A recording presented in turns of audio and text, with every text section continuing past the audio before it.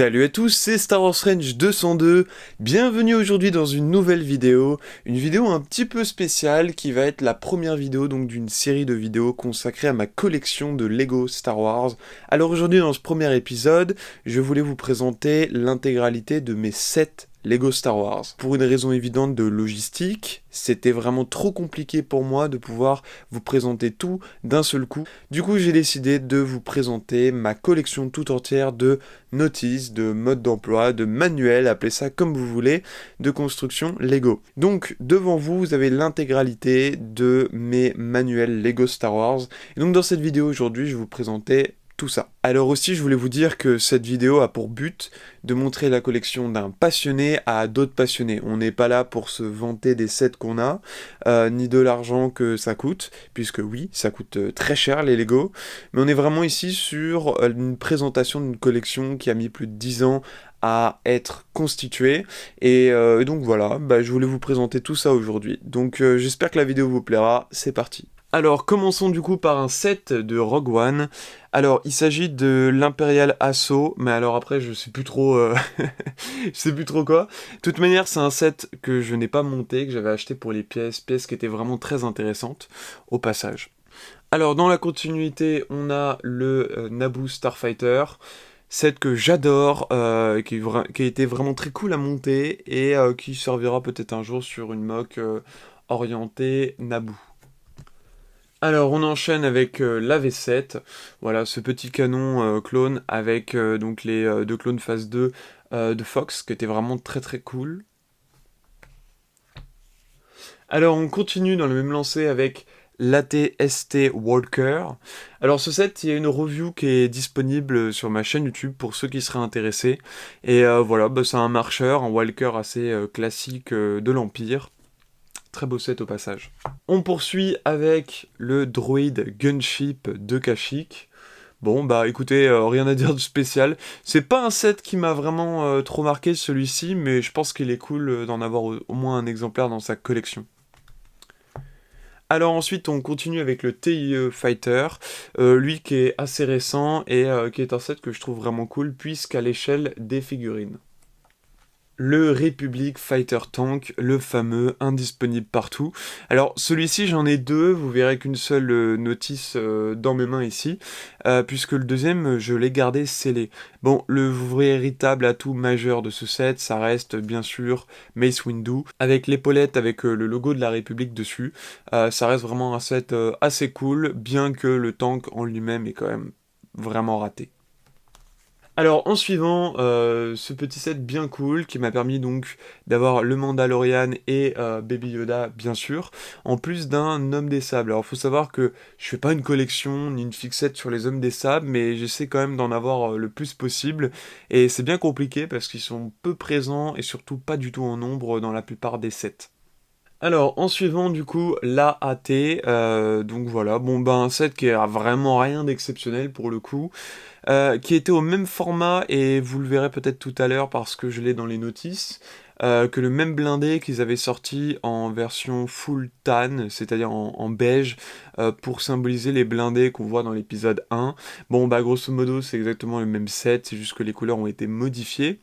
Donc pas grand chose à se dire de ce côté-là. On a des droïdes par contre qui sont bien cool, habillés en vert, un petit peu en mode droïde de Kashyyyk. Je crois que ce sont les mêmes d'ailleurs, à confirmer pour le coup. On a aussi la première apparition d'un clone de la 512e avec le casque entre guillemets hommage à Ahsoka. Et évidemment Ahsoka Tano qui est vraiment cool sur cette version. Alors ensuite on rentre dans le lourd, puisque on va avoir affaire tout simplement au vaisseau des Inquisitors, donc un set qui est sorti très récemment et que j'ai monté hier, si vous voulez, pour la chronologie de cette vidéo. Voilà, un set vraiment ultra cool que je vous conseille. Alors ensuite on continue avec la fameuse navette impériale.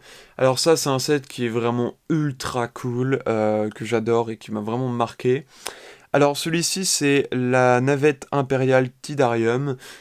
Set vraiment que si vous pouvez choper d'occasion, je vous le conseille. La nouvelle version qui est sortie, je la trouve beaucoup moins bien que celle-ci. Tout simplement pourquoi par rapport à l'envergure du vaisseau. Celui-ci fait vraiment impérial, quoi. Alors on continue avec la TTE, évidemment.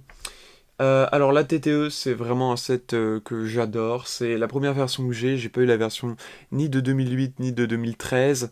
Et c'est un set vraiment que j'ai adoré pour sa jouabilité, comme je l'ai déjà dit maintes et maintes fois.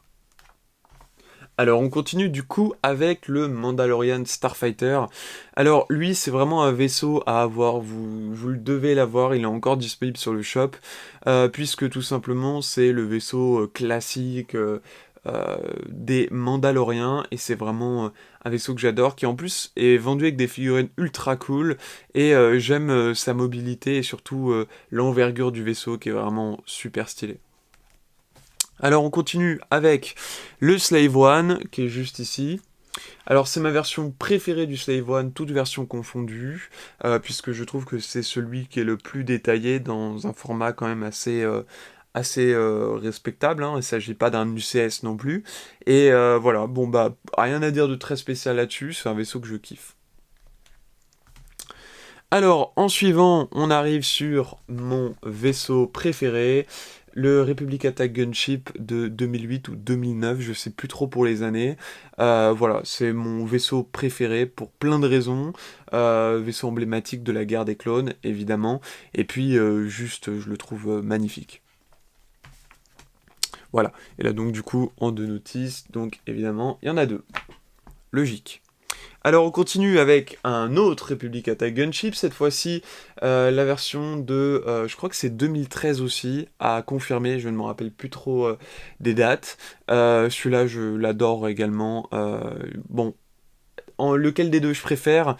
J'ai plutôt une tendance à préférer celui d'avant, donc celui-ci. Euh, Tout simplement pour une question peut-être un petit peu de mythe, quand j'ai commencé les Lego Star Wars, tout le monde avait ce set là et c'était vraiment le set que je voulais. Et ensuite ils ont sorti donc cette version ici, qui est bien meilleure sur plein de points, mais qui moi me dérange toujours avec les espèces de bulles laser sur les côtés, et en fait le fait du coup qu'on puisse pas fermer, si vous voulez, la soute du vaisseau. Ça a toujours été quelque chose qui m'a un petit peu gêné, et c'est la raison pourquoi je préfère quand même la référence 7676 par rapport à la 75021. Voilà. Bon, question de goût encore une fois. Lui aussi vient en deux fois. Nous avons ensuite le vaisseau du général Grievous. Voilà, super beau set. Pareil, qui commence à avoir de l'âge.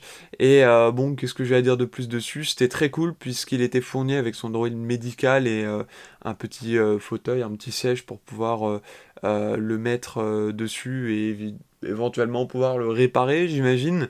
Un set qui est vraiment très jouable et j'en ai vraiment beaucoup profité quand j'étais petit.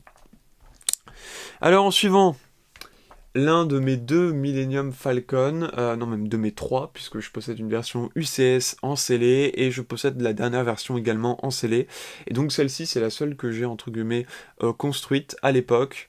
Je crois que ce set est de 2012, ça ce serait à vérifier encore. Mais en tout cas, mon faucon préféré pour la raison évidente que c'est mon premier. Et voilà, alors le mien a complètement jauni, j'ai refait l'intérieur entière du vaisseau, donc je l'ai customisé un petit peu de partout, et je le trouve encore plus cool maintenant qu'il a un petit peu jauni, etc., un petit peu plus ressemblant au vrai vaisseau que quand il était neuf, mais vraiment celui-là c'est ma version préférée de ce Faucon Millennium. Donc le aussi vient du coup en deux notices, comme beaucoup. Alors ensuite, l'Arc 170 Starfighter, évidemment. Bon, set super cool. Pas grand chose à dire dessus, si ce n'est que lui est vraiment ultra charismatique comme vaisseau. Pareil, c'est un vaisseau assez emblématique de la fin de la guerre des clones, pour le coup. Et voilà, il est juste, il est là, il est cool et je l'adore. Alors, en suivant cette espèce de vaisseau qu'on peut retrouver sur Coruscant, alors on poursuit avec cette pile-là, et puis on va avoir bientôt fini. Vous avez vu qu'il y en a quand même un paquet, mine de rien. Poursuit donc avec une nouvelle pile de mode d'emploi, de notices, de ce que vous voulez encore une fois. Qu'est-ce qu'on peut dire? On peut dire manuel de construction aussi? Ouais, bon. Pas mal. Avec un set qui est donc sorti très récemment, qui est une sorte de battle pack de l'Empire, tout simplement, sur Hot, set qui est vraiment super cool. Pareil, là, j'essaie de me faire une petite collection de minifigs, et celui-ci, du coup, je le possède en deux exemplaires. Un scellé et un ouvert, vous commencez à avoir l'habitude. Alors, on avait vu précédemment le set avec Cad Bane et certains gardes de la République. Bah, en voici un autre, un Battle Pack, qui est franchement très cool également. Ici, présent en deux exemplaires des Mandaloriens, voilà, petit Battle Pack Mandalorien, pareil, sorti assez récemment, qui est très cool par rapport aux minifigs. Moi, j'en avais pris deux exemplaires à l'époque, puisque je comptais inverser certains casques, éléments, etc., pour pouvoir me faire éventuellement d'autres Mandaloriens. C'est pas plus forcément au goût du jour, mais voilà, j'en ai deux exemplaires, ça peut toujours être utile. Alors pareil, un petit Battle Pack Impérial, pas grand chose à dire à ce sujet. Alors ici vous allez retrouver par contre un paquet normalement, alors il y en a 3 ici, il doit y en avoir encore en dessous si je dis pas de bêtises, oui il y en a encore en dessous. Ce sont donc des Battle Pack Stormtrooper. Alors ça j'adore les Stormtroopers, donc à chaque fois que Lego en sort un Battle Pack, vous avez pu le voir, je les achète et je les achète si possible en nombre. Alors, bon, on poursuit avec ce petit Battle Pack, pareil, qui commence à avoir un petit peu d'âge, qui était très cool. Bon, pas grand-chose à dire de plus là-dessus. Pareil, là, le Battle Pack de la Légion de Cody, donc j'ai oublié le numéro, vous m'excusez pour ceci. Lui, normalement, je l'ai en deux exemplaires. Voilà, on continue avec ce qu'on a vu précédemment. Alors ici, toujours dans la veine des Battle Pack des Stormtroopers. Voici donc un petit paquet, je crois que j'en avais acheté 4, oui donc c'est ça, ça correspond. Réédition d'un célèbre Battle Pack qui était sorti à l'époque, voilà, réédition, donc c'est partie de la série des 20 ans des Lego Star Wars, qui était vraiment une série qui était géniale, et qui nous avait sorti des vaisseaux super cool. Alors j'ai pas eu tous les vaisseaux de la série, mais j'en ai eu quand même un paquet. Et donc voilà, ça a permis donc de constituer ma collection de Stormtroopers. Donc comme tout à l'heure, d'autres exemplaires, voilà, des sets très cool en tout cas, pour constituer sa petite armée. Là, un Microfighter, c'est le seul Lego Microfighter auquel j'ai pu craquer. Évidemment pour sa minifig pilote, j'en avais besoin d'un deuxième pour mon Republic Attack Gunship. On continue donc avec le deuxième exemplaire, comme je vous disais, de ce set. Alors ensuite, un exemplaire très récent que nous avons ici, c'est-à-dire le Starfighter d'Obi-Wan dans l'épisode 2. Il est vraiment super détaillé et vraiment c'est un set que j'apprécie beaucoup. Alors on continue avec les Battle Pack de... Donc Battle Pack de la 501ème, bon, j'en avais acheté un paquet, je crois que j'en avais acheté au moins 5. Là, donc, il doit y en avoir 4, peut-être un autre qui traîne. Super cool, ce set, pour pouvoir se constituer sa petite armée de la 501ème. Pas grand-chose à dire de plus, le Walker était plutôt pas mal, la Motojet aussi. Mais voilà, ça restait quand même très cher par rapport à ce que c'était. J'aurais préféré un Battle Pack, évidemment, à 15€ avec juste les clones et sans ces deux gros Walker et Motojet. Oula, il y a un raté là. Il y a un raté. Ça c'est waouh, fail. Alors on continue donc avec le speeder de Luke. Ça c'est un set aussi que j'ai adoré, pour moi totalement emblématique de la licence Star Wars. Alors ici, set que je vends plusieurs fois pour évidemment avoir les clones en phase 1, phase 2, oui non, phase 1, excusez-moi, de Star Wars épisode 2.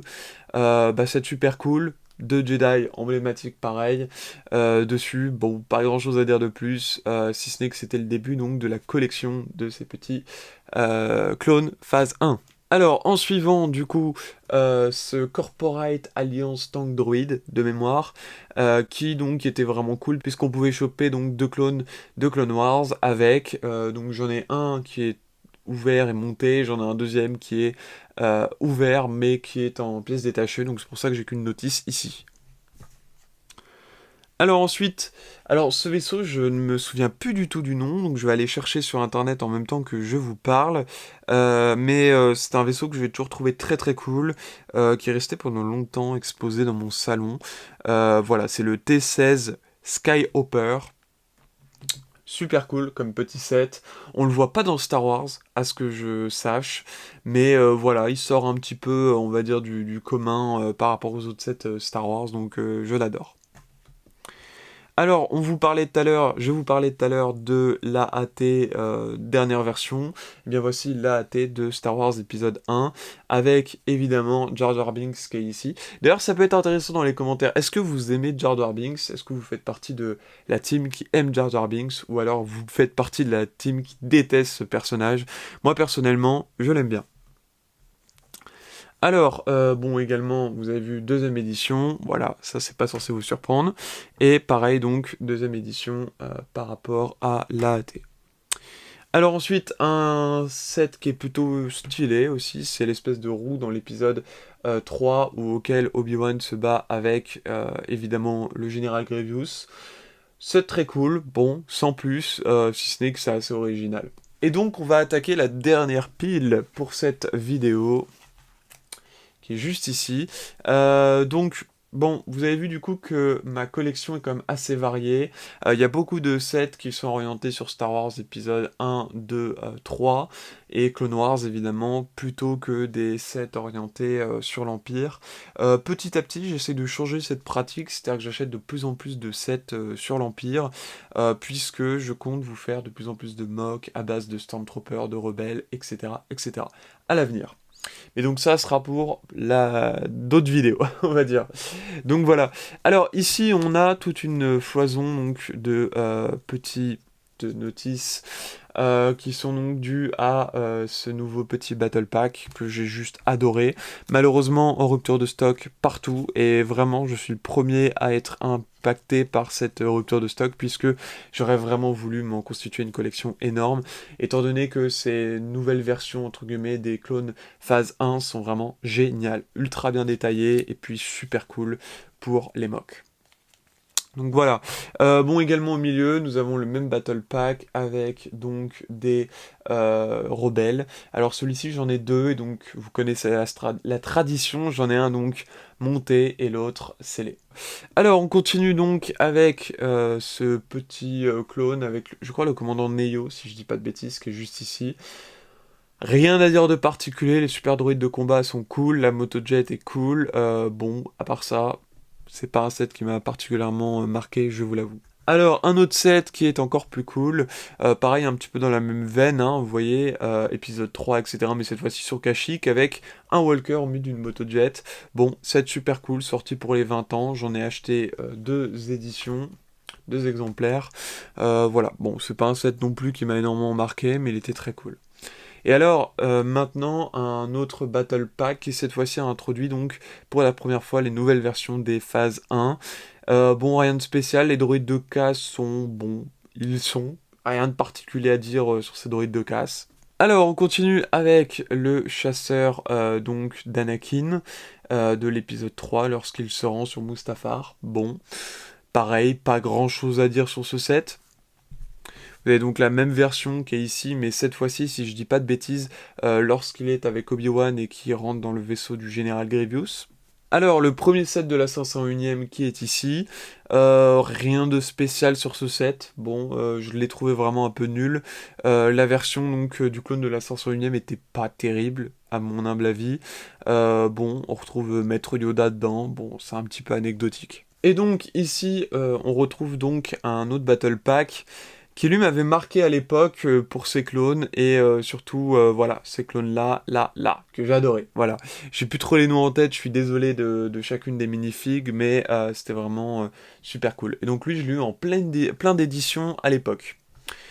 Alors, un set qui est vraiment emblématique pour moi, puisque c'est mon tout premier set Lego Star Wars, donc c'était un set droïde. Alors il faut savoir que quand j'étais petit, j'étais plus fan de l'épisode 1 que de l'épisode 2 et 3, donc c'est ce qui explique ma préférence, et donc à l'époque mon achat comme premier set de celui-ci.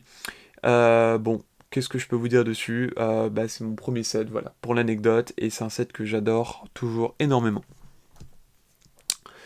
Bon bah encore une fois des petits battle packs, bon des notices en plein d'édition, et pour cause, je l'ai plein de fois. Rien de surprenant.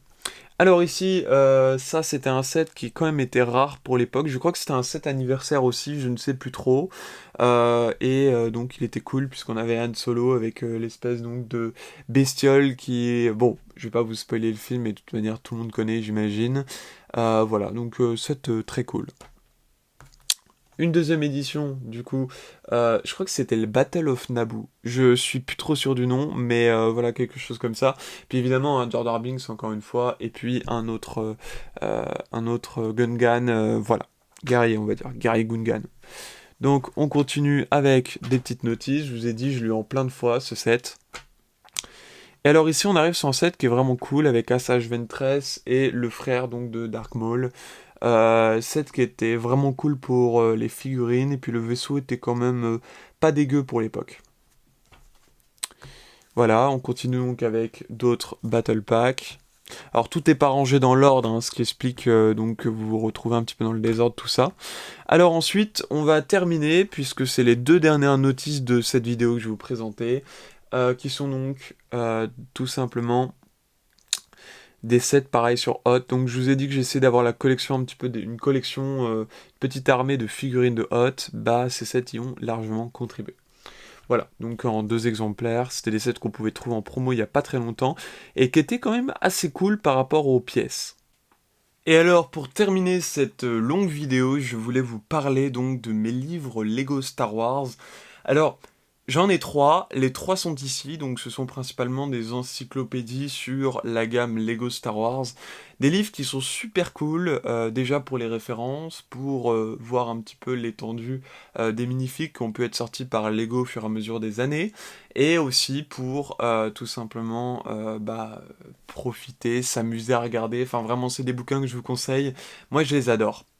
Alors, donc j'en ai plusieurs, comme vous voyez, j'en ai 3. Il y en a un qui est consacré donc à l'encyclopédie illustrée, c'est-à-dire des vaisseaux. Donc il y a l'intégralité, la totalité des vaisseaux Lego Star Wars. Alors sur une époque, hein, puisqu'il n'y a évidemment pas les tout derniers sets sortis. Mais donc voilà, et donc ça se présente comme ceci, c'est-à-dire que c'est vraiment un bouquin qui présente année après année tous les sets Lego sortis. Voilà. Donc vraiment ça c'est un livre qui est vraiment assez cool. Vous trouvez donc des versions plus récentes dans le commerce, mises à jour aussi, et qui présentent donc l'intégralité de la gamme Lego Star Wars avec toutes les rééditions des vaisseaux, tous ceux qui sont sortis précédemment. C'est vraiment super cool.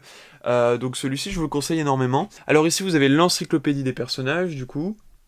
Alors, pour moi, ayant donc la nouvelle qui est juste ici, et donc l'ancienne, enfin l'une des anciennes, puisque je crois qu'il y en a eu plusieurs, pour moi, celle-ci est la véritable, et l'autre est une mise à jour. Voilà. Je vous le dis clairement, et donc encore une fois, ici vous allez retrouver donc tout toutes les minifigs Lego Star Wars. Voilà, et donc celui-là c'est vraiment mon préféré. Alors aussi peut-être parce que il représente mes vaisseaux préférés dedans et mes minifigs préférés.